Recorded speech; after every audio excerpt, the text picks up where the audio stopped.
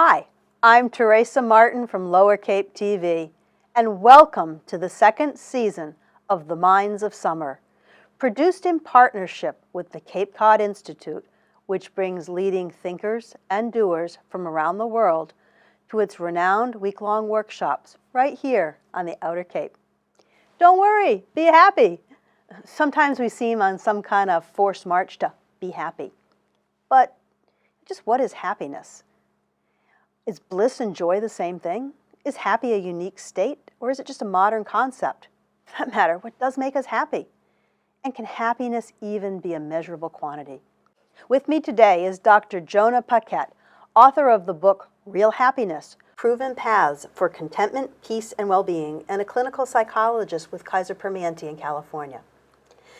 So this is such a loaded word, happiness. Yes, it is. So I'm going to start by asking you a loaded question. Please do. Are you happy?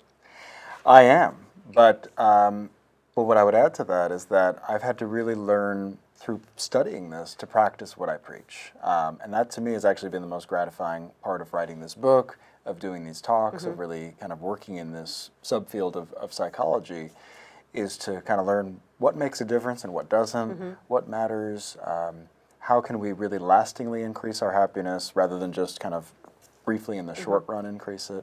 Well, what makes you happy then? Well, I would say being on Cape Cod makes me happy.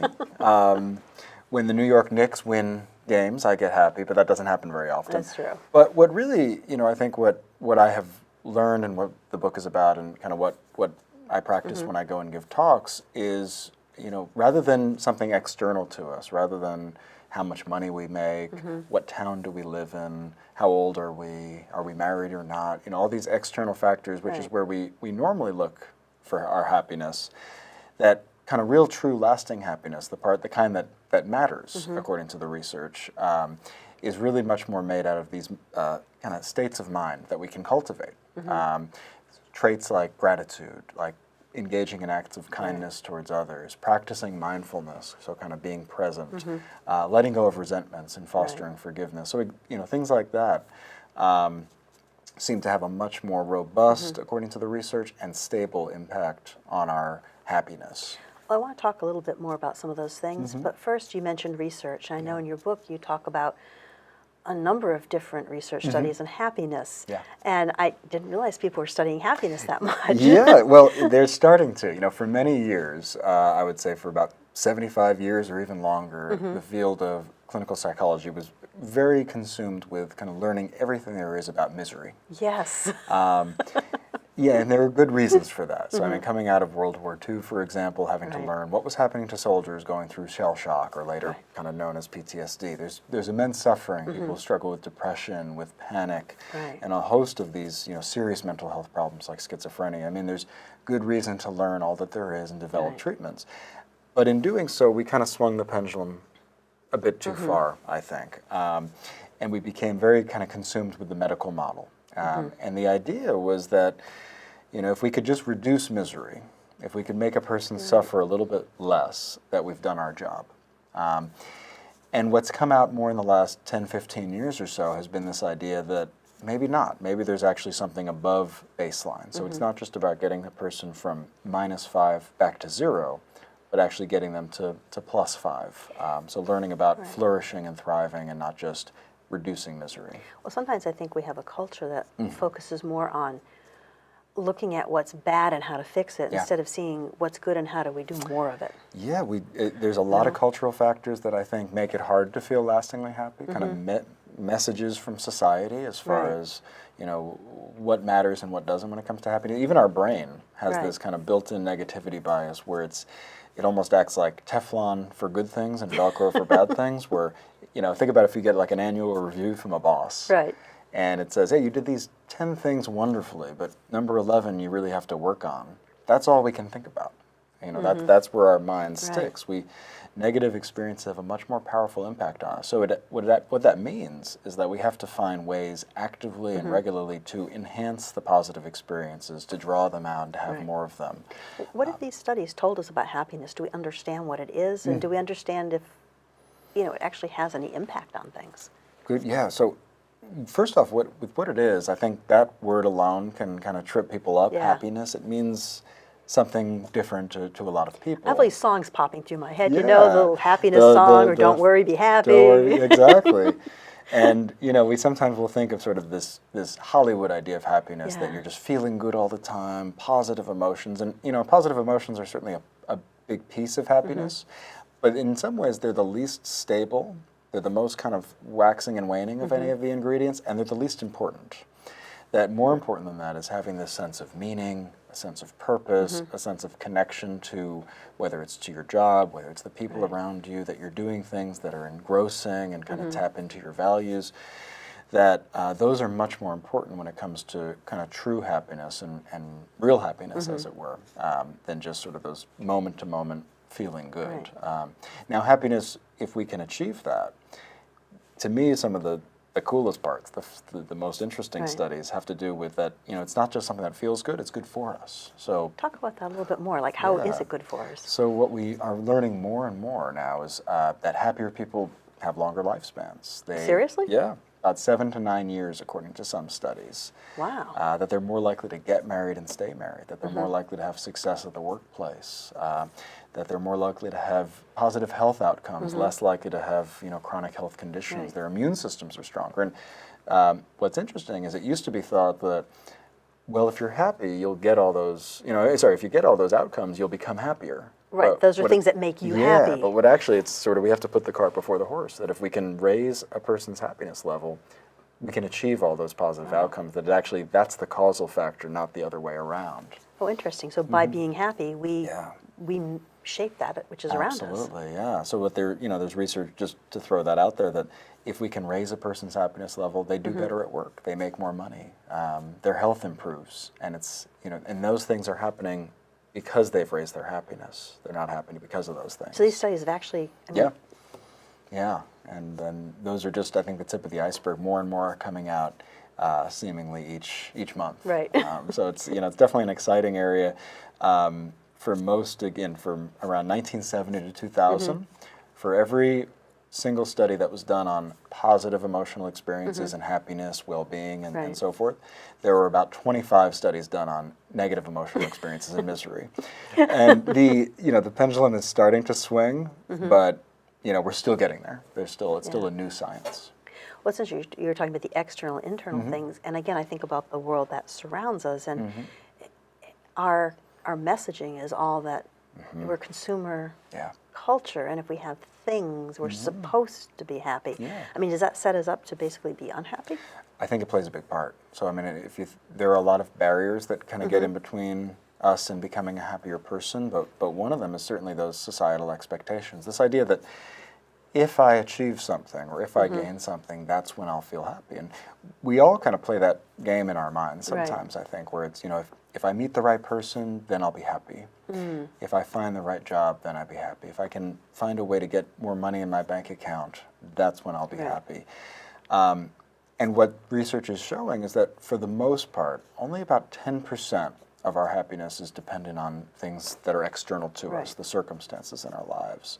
Now half, or thereabouts, 40 to 50% or so is based on our genes. So there is a big piece of our happiness that's out of our control. I was actually going to ask you about that, because you use a term called, I have to look up my notes, to say hedonic adaptation. Am I saying that right? Yeah, hedonic adaptation. And that's kind of the idea that unless we're doing something to actively raise our happiness in a meaningful way, we end up at the same place. So if you think about a time that you know, had something great happen to you, maybe it was a promotion, or you bought a new car, moved to a new home, we do feel happier after those things happen. Yeah, you get a bump, but we come back down. And where that comes back down tends to be at around 3 to 6 months for major life events. So we're kind of wired at a certain level of happiness? Yeah, we tend to have sort of this set point that we can think of as our baseline level of happiness. Now, if we think negatively and we, you know, ruminate and we reflect on the bad, that baseline will sink a bit.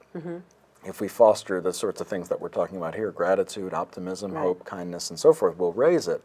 But if we don't do anything like that, and we're just kind of, circumstances in our lives change, we bounce up, we bounce down, bad things happen, we feel worse, but then we bounce back up. That's the good news behind hedonic adaptation. But on the other hand, promotions, new cars, new homes, new relationships, those sorts of things have a very kind of limited shelf life. A classic example of this is looking at lottery winners compared Right. with accident victims. And you couldn't get two more of a different set of groups than that. Really, things that should be really happy. I just won $1 million. You just won $1 million.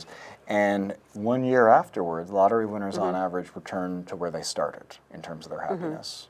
Now, I would still love to try that out. I would too. I'll be your test case, I would love to be a guinea pig for that. But that's the idea that we all think we can kind of game this system. Yeah. But according to the research, on average, we can't. Now, just as the lottery winners became happier and then came back down, accident victims who have often lost the use of their legs even, they had their happiness drop, as we would imagine. Right. But a year later, they were at the same place as the lottery winners. So they bounced back from the negative thing, the horrible negative thing that happened. The moral of the story isn't, if you want to be happy, have that happen to you, or if you want to be miserable, win the lottery. Right. But it's rather that we're kind of looking at the wrong place most of the time. You're going to come back to the same stable point. If we're looking to those external factors to change our happiness. Or some people born happier than others? I mean... So that's where kind of the genes come in, and that ties in with that idea of why we come back to the same place. I mean, you've probably know people in your life that they tend to be pretty cheerful. Yeah. They, stressors happen, setbacks occur, but they kind of end up at the same place. Right. Very resilient naturally. On the other hand, we know people that life is a struggle. Even when things are going okay, they're kind of waiting for the other shoe to drop. Yeah, you kind of look at them, you want to go, Yeah, so what we are knowing is that around 42 to 50%, somewhere in that range of a person's happiness is due to genes. And so similar to a lot of physical health issues, temperament, we know this through twin studies actually. So they've looked at identical twins that are raised apart versus those that are raised together. Right. We've looked at fraternal twins raised apart versus together, and how much do those happiness scores tend to align. And they do? And they align in a pretty remarkable way. There was, just as a silly example, there's an example of these two men that had never met living in Ohio that, that years later they were reconnected, and they drank the same beer, they drove the same cars, they both worked in construction, they had the same breed of dogs, they had the same habits, and guess what? They were actually identical twins that were raised apart and never met. So temperament, personality, and even happiness has a big genetic component. Wow. So the bad news is 42, 50% is genes, but only 10% or so is circumstances. And that's where most of us tend to look. Right. So really where the magic is that other 40 or 50% that's dependent on our attitude, our habits, our mindset, those sorts of things that we have control over. Well, where does that come from? I mean, does that start from the time we're little? Is it something we control as an adult? How do we manage that other 40 to 50%? The part that we've got control over? Yeah. Well, some of that is certainly based on our upbringing and what's been modeled for us, and when we have setbacks, how do parents or as it were kind of help us through that. Right. So we learn different coping styles, ways of looking at the world. But the great news is, when we think about the 7 principles for happiness that we talk about in the book, all of them are changeable. Even if you're born a naturally more optimistic person, we can learn to become more optimistic. If you're born, where it's a little bit of a struggle to let go of resentments, we can learn to forgive. Or if it's hard for us to be present and our mind is just kind of constantly wandering, we can learn to cultivate mindfulness and to be present. So these skills, these habits of the mind, to me, the most encouraging part of all the research is that no matter where you start, and again, some people start at different places with them, and it's easier for some than others, but it's possible for all of us to change, and all of us to build these practices. So, do you think this is kind of a modern concept? Like we're talking about in a very kind of intellectual 21st century sort of way. I mean, have people always had to become happy, or is it something that we've just now put on our list of things that we should have now because, This is good, and I would say a little bit of both. On the one hand, this idea of how do we achieve a good life, a life worth living, a happy life, a fulfilling life. This is the same question that people have pondered for thousands and thousands of years, if not longer. The Greek philosophers, Confucian scholars, all around the world, this idea of how to become a happier person has been, people have wondered about this. On the other hand, if we think of human development, 99.99% of human history or more Right. has been not about being happy. Just surviving. How do we live to see another day? And what's interesting is that the very things that help us to survive can often make it really hard to feel happy, to feel peaceful, to feel content. Our brain is, our brain is wired to look out for threats. We remember painful experiences much more than we remember pleasurable experiences. When negative things happen to us, we ruminate about them, we think about them much more than we think about the positive. Right. If we think about ourselves sitting up at night, not unable to sleep, right. we don't tend to think about how great our day is and all the wonderful things that have happened. No, we're worrying about bills and finances and those threats. Now, years ago, that would be, we would be doing that in an effort to survive. Is a saber-toothed tiger Thinking coming? about the saber-toothed tiger, yeah, we want that ability. But when the threat becomes our boss who gave us a look that we don't like, or a bill that hasn't been paid, it's no longer useful. It actually really makes for a lot of suffering. So it's this old question, but it's kind of a new problem if we think about it. Like, we're standing at this point in time where people have the luxury of even asking this question of how do I become happier? Because in some ways it does feel like a luxury. Yeah. It's a good luxury. It's a good luxury, but it's a new problem. Yet the sad part is that fewer people are happier than in prior generations. Rates of personal happiness, even within our country, for example, have gone down over the last 75 years. Wow. And 75 years ago, Great Depression, Right. World War II, yeah. a lot of problems. And, luxuries from back then are commonplace today, but the average person, even in the midst of that, was slightly happier. And I think that has to do with we've gotten away from a lot of the things that really make a difference, like close interpersonal connection. Well, that's what I want to talk about. You have these 7 principles. I know interpersonal connection is one that's gratitude, kindness, forgiveness, being in the moment, compassion, optimism, relationships. Can we talk a little bit about some of those? Absolutely, And, yeah. how about gratitude? Because I've written myself about how we live in a world where we seem to have forgotten to say thank you in the most basic way. Yeah, there are some researchers that have described the United States as being a gratitude-phobic country. So we're not comfortable with both the expression of gratitude, even feeling gratitude. Because to really feel gratitude, we have to, first we have to acknowledge that there's something good in our lives. Right. But we also have to acknowledge that part of the source of that is outside of ourselves. Right. Whether it's through another person, good fortune, a higher power, whatever it might be. Right. So there's kind of this indebtedness that we can almost feel, or that certain people fear that they'll feel with gratitude. I can't say I'm grateful for something because I might owe something. Yes, exactly. So we've definitely gotten away from it. It's a hard, it's difficult for a lot of people to experience, but all the principles that we talk about kind of in the book are very powerful. But to me, gratitude is one of the simplest yet potentially most powerful ways that we can change. One of the most powerful ways that we can become a happier person is through the conscious and deliberate cultivation of gratitude. Can you give me one simple example that we could do tomorrow? Sure. Or this afternoon. So this afternoon, one really nice exercise is to create kind of a short list each day where we write. It's very simple, but if we stick with it, it can be very profound. Where each day we write down 3 things from today that went well, 3 things that we're either grateful for or that were positive from the day. But they have to be different each day, and we have to do it for 21 days. So you can't say, I like Cape Cod, No, I like Cape Cod. exactly. No, okay. You can use that once. Okay. And ideally, we actually use it more for experiences from the day instead of just these kind of big I'm grateful for my family. We'd actually say more, I'm grateful that my wife brought me coffee this morning, or I'm grateful that as I was driving here there was no traffic. And it's very easy to do. So it can be little things. Very little things. In fact, little things I think adds up a lot more than kind of aiming too high. But if we do that for 7 days, 10 days, 14 days, 20 days, and we're having to use new material each day, what that forces the mind to do is actually shift our focus and shift our awareness from the problems to the things that are positive, the sources of gratitude in our lives.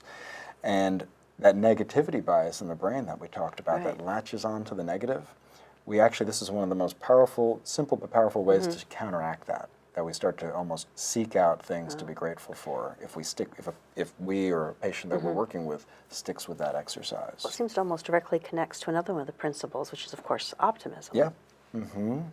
Yeah, so optimism, we think of it as this very kind of simple idea of glass half full or, Yes, or glass yeah. half empty. Who hasn't told their kid that, right? But it certainly can go a lot deeper if we think of optimism as how do we look towards the future and how do we cultivate a sense of hope, a sense that the actions that we take today will make a difference for tomorrow.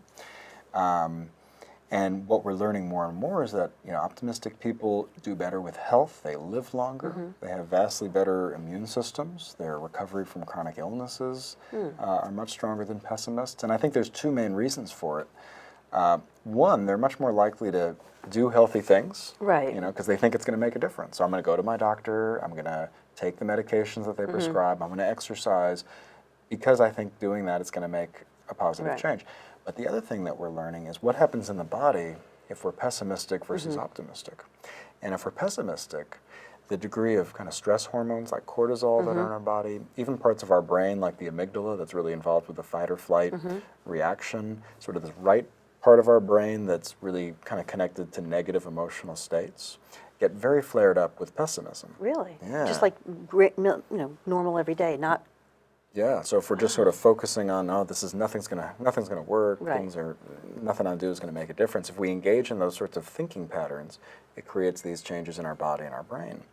On the other hand, if we shift to optimism, we see this major activation in the left prefrontal part of our brain. This is kind of a positive emotional center. The amygdala dampens. We see cortisol kind of no longer being secreted like that. Heart rate slows, kind of all these physiological changes. So I think there's the health behaviors, but there's even just the toll that pessimism takes on our body when we carry it for months and years that accounts for some of those health differences. So we kind of become our own self-fulfilling prophecy in a way. Absolutely. Interesting.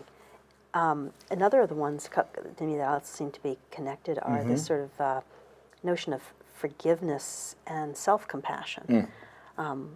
When we spend a lot of time seeing what's wrong, we also seem to blame ourselves for everything we do, or we blame somebody else. It's always a blame reason to exist. You're absolutely, and those can really kind of dovetail each other. Yeah. We kind of swing even from self-blame, self-criticism to resentment.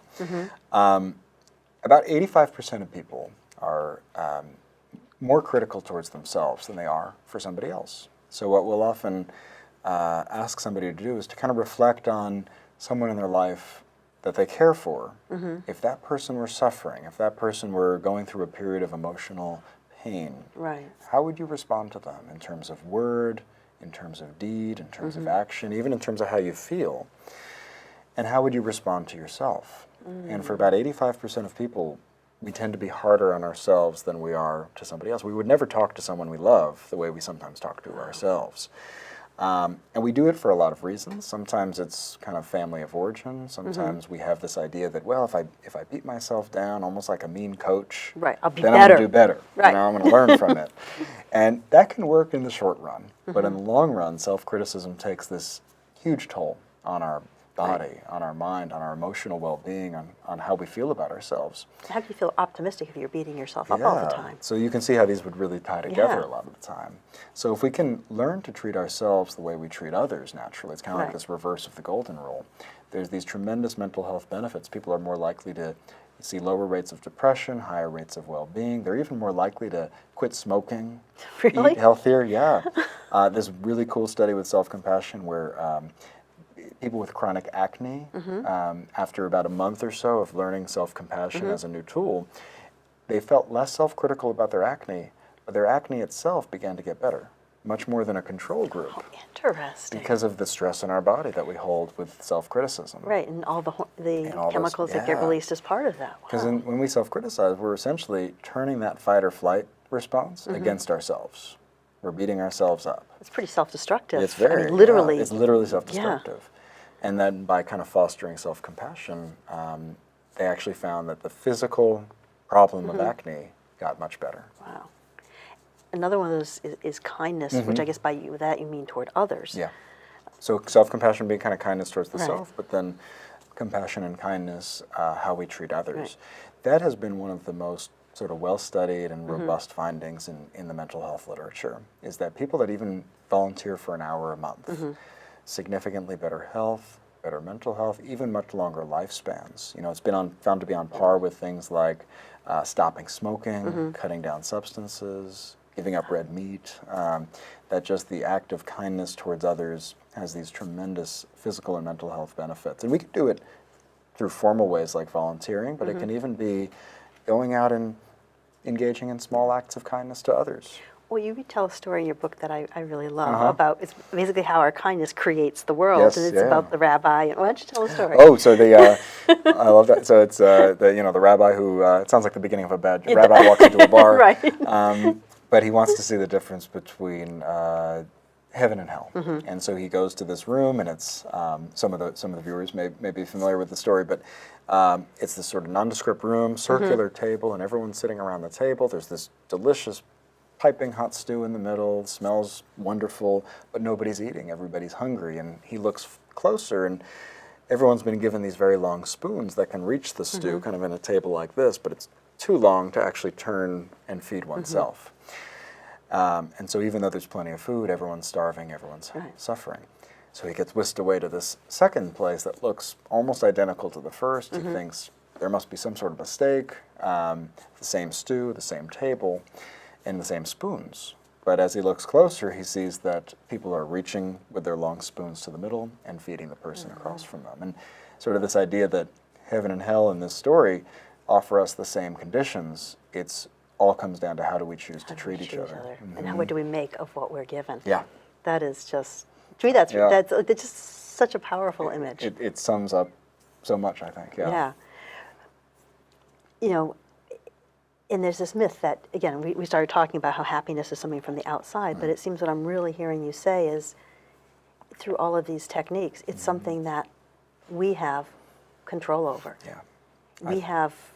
Our happiness comes from what we choose to do and how we choose to interact. Absolutely. I mean, even if we grant the fact that genes play, not a not insignificant role, it's really more like weight. If you think of somebody who has genes that kind of make it easy for them to keep off weight, through certain behavior choices, they can put on quite a bit of weight. Or somebody that has sort of naturally heavy set, if they eat right, if they exercise, they can really keep that off. So even if we have certain genetic influences, so much is under our control that it's possible for anybody to become happier in the future than they are today. We just have to know kind of where to look and how to cultivate that.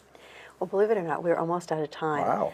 I know, it Flown just flew by, yeah. But that's an incredibly upbeat and happy kind of thought to leave us with, that we can indeed control our happiness. Absolutely. I'm Teresa Martin for Lower Cape TV, and Dr. Jonah Paquette has been with us today talking about the notion of happiness, and as it turns out, not only is it important, it's something we actually have some control over. So I'm going to go home and practice some gratitude and be an optimist. Then you'll be well on your way. Thank you very much for being with us. Thanks so much for having me.